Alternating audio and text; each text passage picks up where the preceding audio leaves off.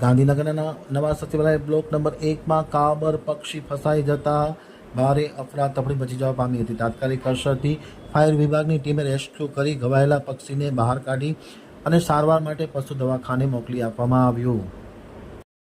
Gandhinagar આમતક news બ્યુરોમાંથી જય કે પટેલનો એક વિસ્તૃત અહેવાલ। ગાંધીનગર ખાતે નવા સચિવાલય બ્લોક 1 પાસે પક્ષી ફસાઈ જતા ભારે અફરાતફરી મચી જવા પામી હતી। બ્લોક નંબર 1ની બહારની બાજુની દિવાલમાં આ કાબર નામનું પક્ષી ફસાયું હતું।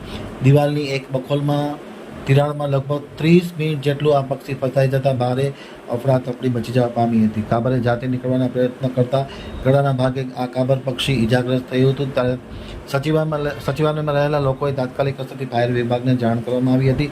ફાયર વિભાગની ટીમ રેસ્ક્યુ કરવા માટે આવી પહોંચી હતી। ફાયર બ્રિગેડના કર્મચારીઓએ રેસ્ક્યુ કરી અને બ્લોક નંબર 1માં ફસાયેલ આ કાબર પક્ષીને સલામત રીતે બહાર કાઢી અને તેમને સારવાર માટે પશુ દવાખાને મોકલી આપવામાં આવ્યું હતું।